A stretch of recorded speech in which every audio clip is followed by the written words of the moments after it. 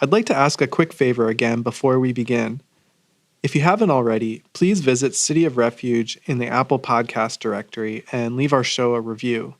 You'll be doing us a big favor, and you'll also be helping others find the show. Again, anything you can do to help spread the word is greatly appreciated. Thank you. In telling a story, it's generally a good idea, if not good practice, to have main characters. And without a doubt, Magda and Andrei Trocmé are the main characters of this story. It would be hard to tell it any other way. After all, they are not only at the center of the action, but they left behind a paper trail. Their memoirs and interviews have made it possible to know as much as we do about the events in Le Chambon during World War II. But I would be doing a disservice to them and everyone else on the plateau if I left you with the impression that the amazing rescue operation was anything short of a large-scale collaboration. The Trocmés may have provided leadership, but they certainly weren't the leaders, nor did they ever consider themselves such. There were many key figures who helped ensure the entire operation ran smoothly, and they were spread across all 12 villages on the plateau. Almost everyone, some 9,000 people, were involved in one way or another. This might leave you with the impression that there was some kind of central organization coordinating everything. But whenever she was asked about it, Magda Trocmé was adamant. Here is an actor reading what she told one interviewer. Organization? There was no organization. Decisions were simply made on the fly. We had no time to think. When a problem came, we had to solve it immediately. In that way, everyone was a leader. There was no red tape. Every day, if we were 2 or 3 people talking together, we could perhaps discuss what to do, but otherwise, everybody had to work by themselves. If anything was guiding the decision-making, it was the general spirit of the plateau, which could be summed up rather simply. The issue was, do you think we are all brothers or not? Do you think it is unjust to turn in the Jews or not? Then let us try to help. I think this was the success of the thing. In this episode, we will observe the nonviolent resistance and rescue operation in full swing and hear about some of the other people, again, just a sampling, who were involved and what they did to help make this one of the greatest grassroots humanitarian efforts of World War II.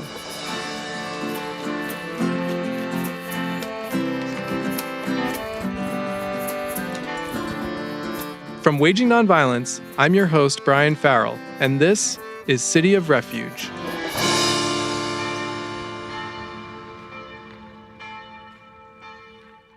By 1942, Le Chambon had become a true city of refuge.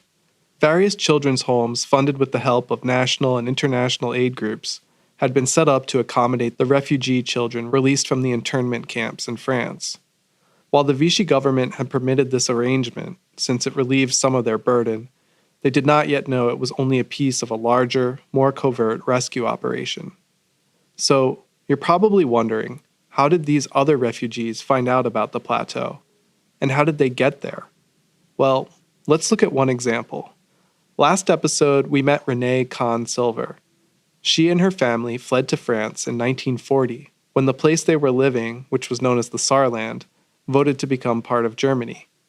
They were briefly interned in Gurs concentration camp as foreign enemies. It's an awful place. It's a gigantic camp. Then, the Germans invaded France and released everyone. For the next 2 years, Renee lived in a suburb of Lyon with her 2 parents and younger sister. During that time, the Vichy government did its best to mimic and in some cases exceed the anti-Semitic laws of Germany. Little by little, we became aware of the fact that this was not really the France we thought we were staying in. So the threat of roundups and deportations were looming, and Renee's mother decided she had to do something to save her 2 children. Mother didn't say very much, other than we were going to see someone who was going to make arrangements to take my sister and me to the mountains. This woman, as Renee would find out years later, was one of the most remarkable figures involved in the rescue operation on the plateau.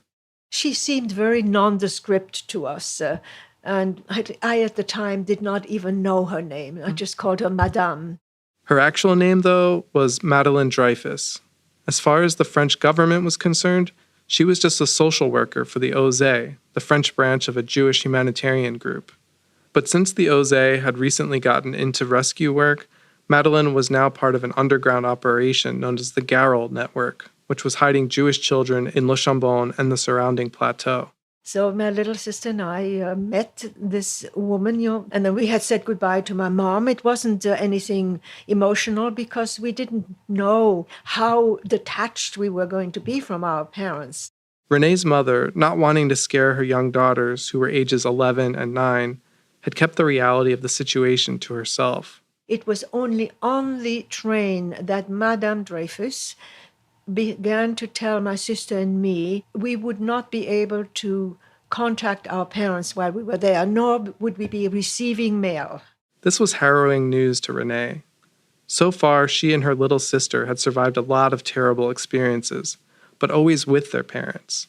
Now they were on their own, and even more unsettling, when they arrived in Le Chambon, Renee and her sister were separated and placed on different farms, way outside the village. It was a security measure, but Renee was too young to understand this. All she knew was that she was alone and completely isolated. There was nothing to be seen that was inhabited anywhere. To make matters worse, the family she was staying with didn't seem to know how to ease her tensions. One day, the father came home and told Renee that the British had very severely bombed the area where her parents were living, in Lyon. And don't expect to find your parents when you come back. This horrifying bit of information from the outside world sent Renee into a frenzy. Having recently learned where her sister was staying, she went and grabbed her, and the two girls took the train back to Lyon, eventually reaching their parents' apartment. That's probably when I experienced my most terrifying moment of the entire war. When she rang the bell to her apartment, there was no answer. Had her parents been arrested and deported, just like the man in Le Chambon had told her? And I did not immediately want to relay my terror to my sister, but it was pretty awesome. The two girls waited nearby for a while and then tried the door again. Still no answer, but this time... A miracle of miracles, really. A neighbor, who happened to be blind and had this extraordinary sense of hearing, recognized Renee's voice in the hallway. And not only that, but he also had overheard what happened to my parents. They were hiding out in the apartment of some Catholic friends who lived in a nearby building. As soon as, this man told me where my parents were, I went to knock on their window. That's how I communicated. When Renee's mother saw her two daughters standing there, she was horrified. And my mother promptly walked us back to the apartment and, sort of verified what had happened. Their Catholic friends had somehow gotten advance warning of the roundup in Lyon, the very roundup Renee had heard about back in Le Chambon. And these friends came to Renee's parents and told them to hide in their apartment. So they were extremely lucky, but there wasn't enough room for the girls to stay, nor was it safe for them. So the very next day, she took us back to Madame Dreyfus, who then took the girls back to the plateau.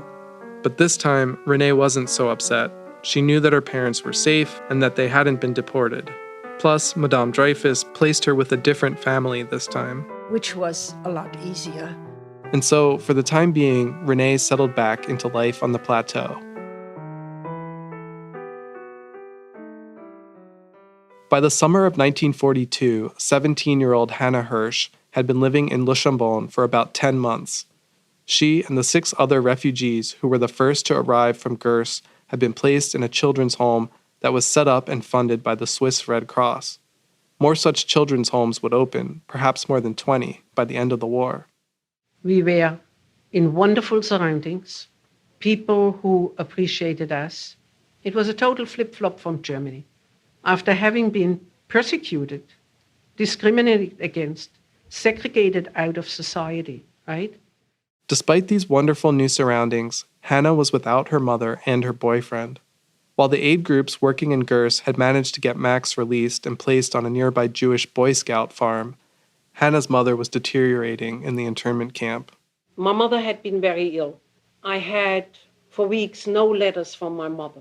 Hannah finally got word from another relative in Gurs that her mother was in the camp hospital, suffering from the effects of diabetes. So it was decided, because she had been so ill, that I could come to the camp and visit with her. The relief groups working in the camps, the same ones that helped Hannah get to Le Chambon, made the arrangements. I had a sauf-conduit pass, so I could travel without being arrested or what have you. But when she arrived at the camp, which was a day's journey by train from Le Chambon, they wouldn't let her in. She was forced to talk to her mother through several rows of barbed wire. It was sort of shouted conversation, like if I shout from here across the street to the other house, okay? She managed to see her mother 2 more times that way, while staying several nights in a nearby inn. Each time, however, police would chase her away from the fence. And then I was told that she would be deported, that the trains would be leaving. Hannah managed to get to the rail yards near Gurs just in time. This is where I saw my mother for the last time. People were in a terrible condition. They were, you cannot even describe how these people, most of them were. Some still did not realize what this was all about. My mother left me no doubt. She says, I will not come back. Hannah spent about an hour and a half with her mother. At one point, a French policeman came by and questioned her. He was ready to grab me and dump me in. She managed to convince his superior to let her go. And he's told this guy, forget it, leave her alone. So I was fortunate. Then the train started to pull away, and Hannah watched as her mother slowly disappeared. Well, the last thing I saw of her was a white handkerchief fluttering out of the cattle car. I don't know whether you cannot understand what emotions you're going through.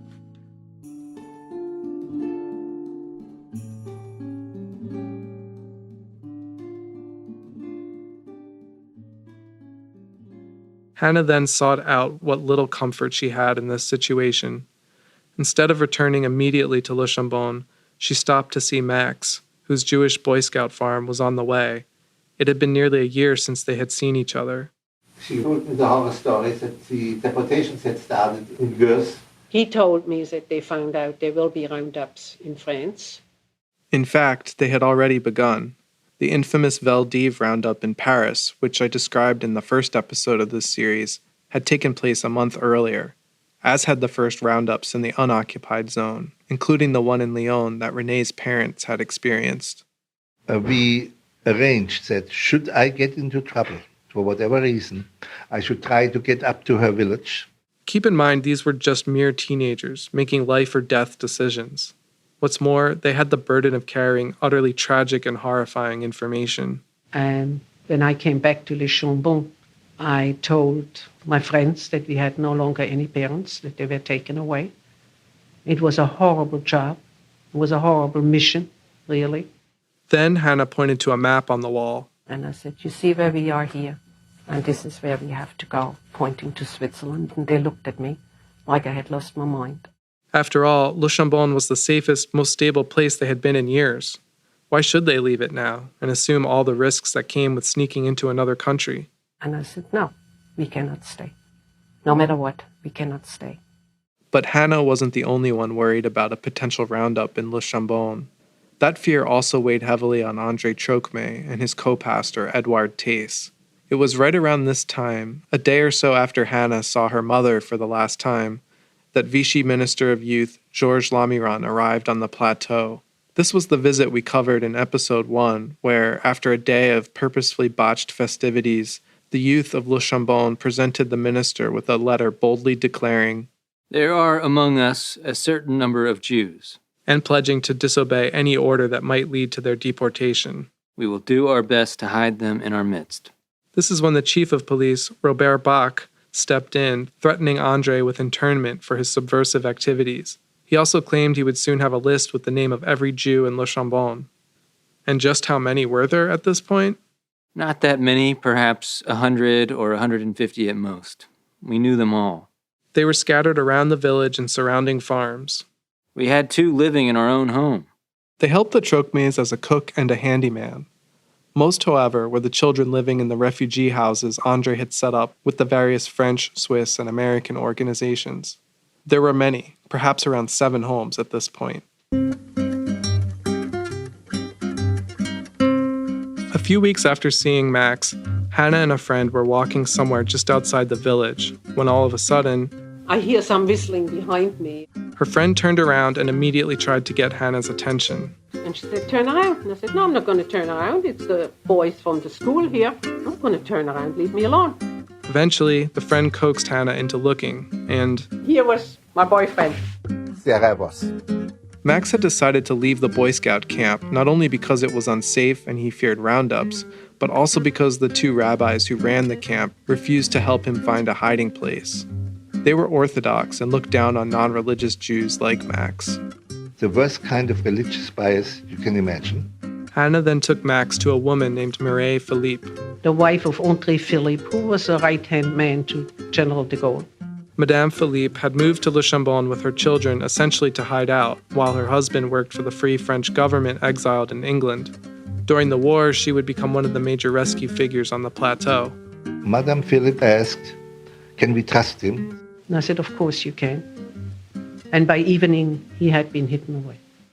And not a moment too soon, because one morning, about 2 weeks after Lamiran's visit, a knock came on the door to one of the children's homes. Actually, it was more like a pounding at 4 a.m. The home's young director, a Swiss man named Auguste Bonny, got up and looked out the window, only to see that the house was surrounded by gendarmes, or military police. Bonny opened the door and spoke to the police inspector, who said they were looking for a man with the last name Steckler. He was the director of one of the other children's homes. The police wanted to check his papers, likely because they suspected him of being Jewish. Bonny offered to help them find him, no doubt hoping to draw their attention from the children in his care. So they all left on this early morning mission to find Mr. Steckler, which they did. And before long, they returned with him to Bonny's home. But now the gendarmes wanted to check the children's papers. It just so happened that Hannah was there that night. Mr. Bonny was extremely clever and diplomatic. And, of course, they were ready to take us along. So Bonny did his best to talk them down. And he said they could not touch us, that we were under Swiss protection. It wasn't true, but it worked, at least for the time being. The Vichy inspector said he would have to check with his superiors. In the meantime, everyone was to stay exactly where they were, which of course is not at all what they did. We went into the woods and disappeared. This was actually a plan that had been devised ahead of time by André and the other village leaders. With the help of local Boy Scouts, word spread throughout the village and all the Jewish refugees went into hiding. When the gendarmes returned a few hours later, they came with a bus, which meant they were clearly planning to arrest more people than Steckler. Magda Chokme remembered hearing the news from her 12-year-old son. Jean-Pierre came running home and said, "Do you know they have taken a Jew and now Mr. Steckler is going away? And they have a big bus and they're going to fill it with all the Jews. What are we going to do?" It wasn't long before an answer came to him, And quickly he took a little bar of chocolate, which was strictly rationed and therefore quite precious. and he brought it quickly to Mr. Steckler. And other people who were there saw this and then started to bring things. When the gendarmes returned from their fruitless search of the children's homes, they found the bus fully surrounded by villagers, handing out food and sympathies to Mr. Steckler. They also sang a song with lyrics that translate roughly to "It's only till we meet again," but English speakers will no doubt know the song as "Auld Lang Syne." It was an unlikely scene for Europe in 1942, and though it didn't stop the gendarmes in their tracks, it surely caused them to pause, because going forward, Le Chambon was constantly tipped off to raids and frequently benefited from gendarmes who looked the other way. I can tell you they did not do the job with full agreement. When Mr. Steckler was taken away that day, he wasn't gone for long. The children's home director, Auguste Bonny, helped to get him released almost immediately by providing paperwork that showed Steckler was only a quarter Jewish, not enough to meet Vichy's ridiculous legal definition of a Jew as someone with at least 2 Jewish grandparents. Despite the victory, however, there was no time for celebration. The gendarmes returned the following day, again to search the children's homes. But the village had remained on high alert and kept the homes empty, hiding the children in houses and farms scattered across the plateau. I remember Chokme arriving and saying he had run out of hiding spaces. Would my mother take this too? And she said yes. That's Catherine Cambesades, who lived in Le Chambon during the war. So they were brought in the middle of the night and probably stayed, I don't know, a week maybe. The gendarmes kept coming back day after day. Around the time of their fifth failed search, the chief of police demanded that Andre turn over a list of the Jewish refugees and their addresses. I told him, even if I had such a list, I would not pass it on to you. These people have come here seeking aid and protection. I am their pastor, their shepherd. It is not the role of the shepherd to betray the sheep confided to his keeping. The chief of police was angry and reminded Andre that he wasn't kindly requesting a list, but ordering one, and if he didn't comply, he would be arrested and deported. And then, with a villainous laugh, he told me, "Your resistance is useless. You do not know the means which modern police employ." It seems those means included posting notices around the village threatening anyone who was hiding Jews. Officially, it was a fine, plus a jail sentence, but Catherine remembers something else. I remember my brothers and me looking out the window down below us. There was a poster saying, "Death sentence to anybody harboring Jews." We had two of them right across the street from the poster. But no one in Le Chambon or the wider plateau backed down. It was now 2 weeks since the attempted roundups had begun, so the gendarmes tried a new tactic, searching private homes. First, they searched the houses in the village and of the closely surrounding country, opening cupboards, going down into cellars, climbing to attics, knocking on walls to see whether they were hollow. But they found no one. Where was everyone hiding? Sometimes they went into the woods. Caretakers, not wanting to scare the younger children, would often tell them to go look for mushrooms or berries until they were called back home. Other times, they hid the children in plain sight. On several occasions, they came actually when we were having lunch. And Mademoiselle Royer, just without moving a muscle, said, "These are our nieces, and that was that. No questions asked." But the searches were oftentimes far more harrowing. In one instance, Hannah was hidden behind a woodpile. And your heart beats very fast and very hard, and you're scared till they leave. Another time, Hannah and another girl were hidden in an armoire behind some clothes. And we heard the police downstairs asking the farmer, "Are you hiding any Jews?" And the farmer calmly replying, "I don't know what Jews look like," and offered them a glass of wine. And they declined, thanks God, because we were dying in that closet of fear. After another week of failed threats and searches, the police finally gave up. Their mission, some 20-plus days later, had been a complete failure. According to official documents found by author Peter Gross, they conducted around 2,000 searches on the plateau, including the homes of some 625 individuals, and made only one other arrest, a woman who may have been sent to a concentration camp. Unfortunately, there's no record of what happened to her. Nevertheless, the entire operation, which Andre had termed the disappearance of the Jews, had been such a success, the gendarme's squadron leader concluded a report by saying, quote, "This proves that the Jews we were looking for have left the plateau." While of course no one had actually left the plateau, it was starting to become clear, as Hannah had pointed out to her friends, that they would soon have to. Max Liebman had been hidden on a farm for about 4 weeks, all while the attempted roundups were happening. This farmhouse had only 2 bedrooms, so the farmer put me up in the hayloft. I ate the same food the farmer ate, and this gave me some of the vigor back. Eventually, someone from Le Chambon came and brought Max back to the village. And I saw Hannah, of course, who had come back at the same time too, apparently. At this point, Madame Philippe, the woman who helped find Max's hiding spot, explained that she was going to help him escape to Switzerland, which meant crossing a lot of rugged terrain. First, there was the mountain near Le Chambon, which is about 1,000 meters high. Then you have to go down to the valley of the Rhone far away, and then you have to climb up the other side, the Prealps, and then you have the Alps. This is Magda explaining. It was a very difficult job to bring people there, and Madame Philippe had organized a kind of railroad hiding place to go through the mountains. Before leaving, though, certain precautions had to be taken. False identity cards and other necessary paperwork needed to be created for the refugees. Assistant pastor and Sevenol School principal Edouard Tace was among those involved in the forgery process, something that would only get more sophisticated as the war went on. So, once the false papers had been made, Max and several other refugees began their several-day journey to Switzerland.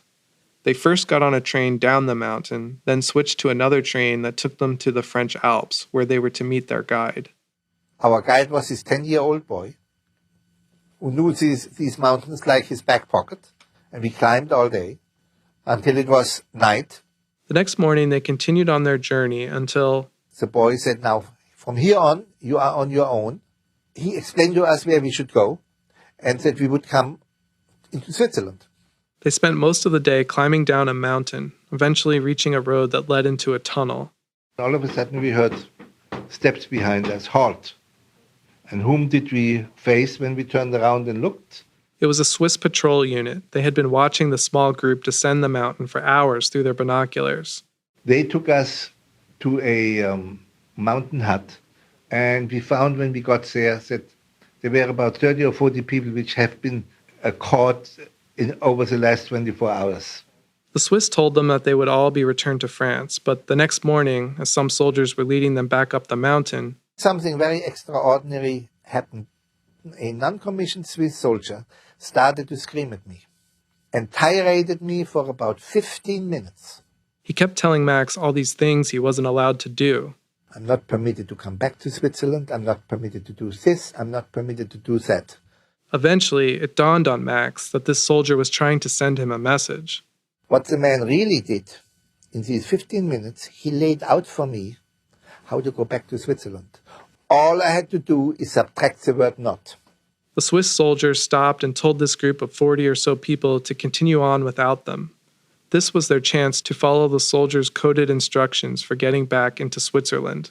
The tragedy was nobody understood what just had transpired. While they had all heard the soldier, no one but Max, who was the youngest of the group, realized that it was a coded message. And we argued this out for an hour, and nobody had understood. I finally found one person who was willing to see my logic and my reasoning. So they broke off from the group and, on their own, followed the Swiss soldiers' instructions, eventually making their way back into Switzerland, this time for good. It was September 22nd, 1942.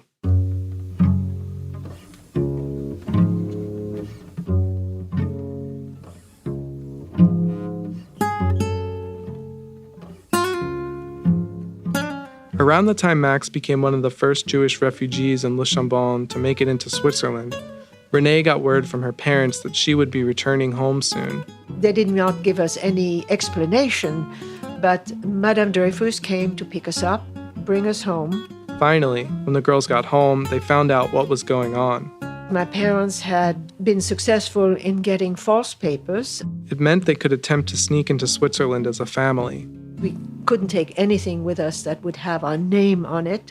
You couldn't take anything, period. And my parents had paid smugglers to take us from Lyon by train to the Swiss border. This was different than the way Max had gotten into Switzerland. For starters, they weren't hiking through the mountains. They were paying to be taken to within walking distance of the border and to have the guides escort them across. So it wasn't exactly a charitable effort. It was becoming an industry, so to speak. Perhaps for that reason, the guides bailed when Renee's family needed them most. The last moment, they got word that on previous nights, the smugglers and the people they were being taken across had been picked up by the French border patrol and immediately sent off to points north and east. The guides just pointed them in the direction they needed to walk and took off. So we had no choice. We started walking. Their destination was within sight, marked by some lights on the horizon. But Renee's father was disabled due to a World War I injury and had trouble walking. To make matters worse, the field they were crossing was almost entirely mud due to heavy rain in the days prior. After a while, my father had fallen. You know, he was walking with a cane. He couldn't get up because he was absolutely stuck in the mud. They all struggled to get him back on his feet. Thankfully, though, he wasn't hurt, and they were able to continue on. Eventually, believing they had made it, they came to a house and knocked on its door. Sure enough, a friendly Swiss family answered. And they said, "You're very lucky. The Swiss Border Patrol just left us. Had you arrived 10 minutes earlier, they would have, picked you up and thrown you right back."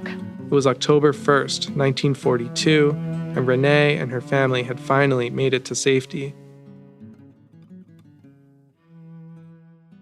Unlike Renee, 13-year-old Peter Feigl was on his own. His parents had been arrested a couple months earlier when the roundups swept through southern France. Fortunately, at the time, he was away at a summer camp. It was a Quaker camp, no less, and when the director found out about Peter's parents, she had a network to tap into for help.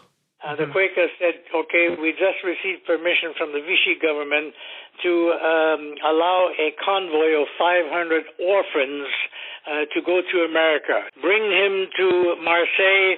The ship is scheduled to go to America, to leave Marseille about the latter part of November. Peter arrived in Marseille the first week of November. Despite the trauma of being separated from his parents, he at least thought he was headed somewhere safe in America. But then, on the 10th of November, the Allies, mostly Americans, Canadians, British, Australians, landed in North Africa.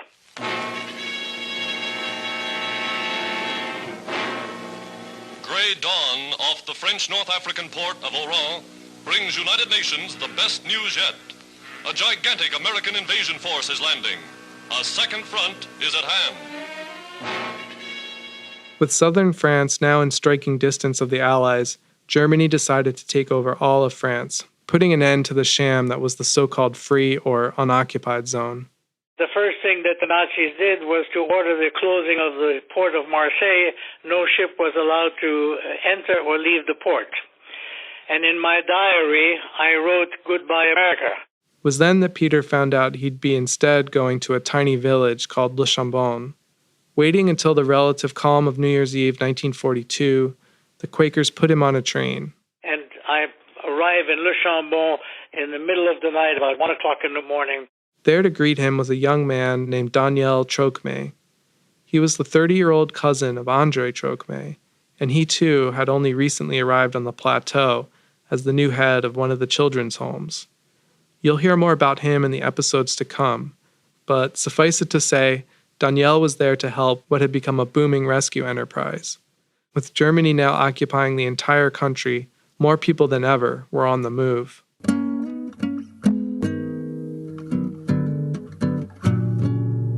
Despite the relative safety of Le Chambon, Hannah Hirsch was eager to get to Switzerland, where, as it turned out, she had relatives who could help her get an immigration visa.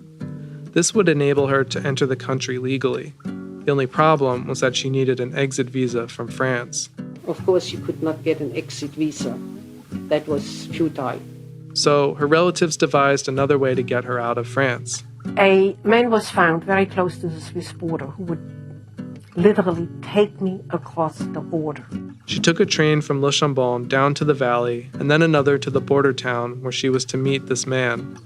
At one point on her journey, she was stopped by a French customs official who asked to see her papers. And he looked at them, and then out of the blue came, "Are you Jewish?"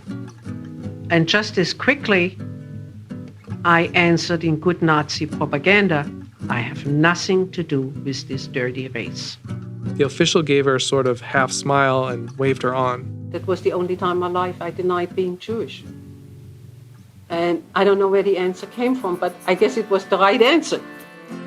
Hannah eventually made it to the man who would get her across the border, at which point she was no longer a refugee.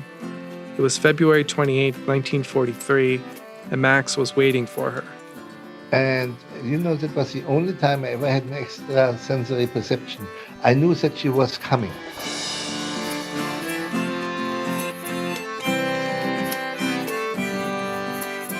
On the next episode, Daniel would write letters to his parents and say, Western civilization is only one civilization, someone actually whose story should appeal to today, because we talk a lot about white privilege.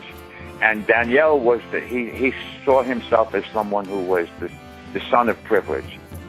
City of Refuge was written, edited, and produced by me, Brian Farrell. Magda and Andre Chokme are performed by Ava Eisenson and Brian McCarthy. Our theme music and other original songs are by Will Travers. Additional music came from Audionautics, Kevin MacLeod, and Wal Matthews.